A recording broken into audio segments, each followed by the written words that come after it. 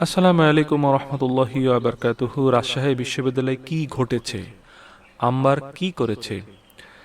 একদিকে শিক্ষার্থীদের মারধরের ভিডিওটা ভাইরাল হয়েছে, অন্যদিকে সেই মারধরের শিকার দুই শিক্ষার্থী গ্রেফতার। একদিকে রাকসু জিএস সালাউদ্দিন আম্মার বলেছেন, আমরা হামলা করিনি, প্রতিরোধ করেছি। আবার বিভিন্ন ছাত্র সংগঠন ঘটনাটাকে বলছে মব সন্ত্রাস। পুরো ঘটনায় উত্তপ্ত হয়ে উঠেছে রাজশাহী বিশ্ববিদ্যালয়ের ক্যাম্পাস। ঘটনার সূত্রপাত সংস্কৃতি বিভাগের এক ছাত্রীর অভিযোগকে কেন্দ্র করে।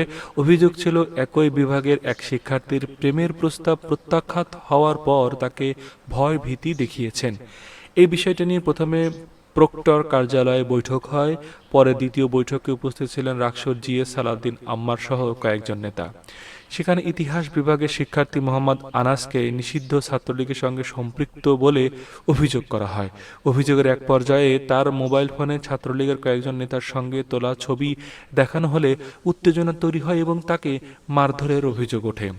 এরপর পরিস্থিতি আরও উত্তপ্ত হয়ে ওঠে। অভিযোগ রয়েছে পরে বিশ্ববিদ্যালয়ের কেন্দ্রীয় গ্রন্থাগারেও কয়েকজন শিক্ষার্থীর মারধর করা হয়। এই ঘটনায় আনাস, মাহমুদ হাসান ও হাসিব নামের 3 শিক্ষার্থী আহত হন। ঘটনার পর সোমবার রাতে আনাস ও মাহমুদ হাসানকে মতিহার থানা পুলিশ পূর্বের একটি ছাত্রলীগ সংশ্লিষ্ট মামলার গ্রেফতার দেখায়। পুলিশ জানিয়েছে তারা বর্তমান চিকিৎসাধীন এবং আদালতের মাধ্যমে কারাগারে পাঠানোর প্রক্রিয়া চলছে।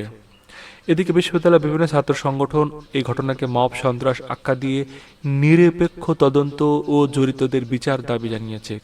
অন্যদিকে সংবাদ সম্মেলনে রাকসুর ভিপি মোস্তাকুর রহমান জাহির অভিযোগ করেন, বিভিন্ন সংবাদ মাধ্যম ঘটনাটি একপাক্ষিকভাবে উপস্থাপন করছে।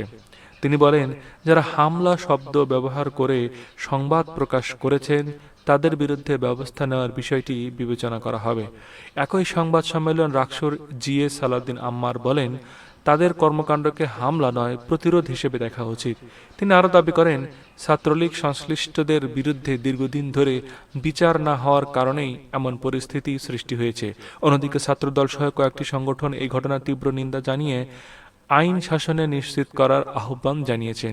বিশ্ববিদ্যালয় প্রশাসন জানিয়েছে, পুরো ঘটনাটি তদন্তের একটি কমিটি গঠন করা হয়েছে এবং তদন্তের ভিত্তিতে প্রয়োজনীয় ব্যবস্থা নেওয়া হবে।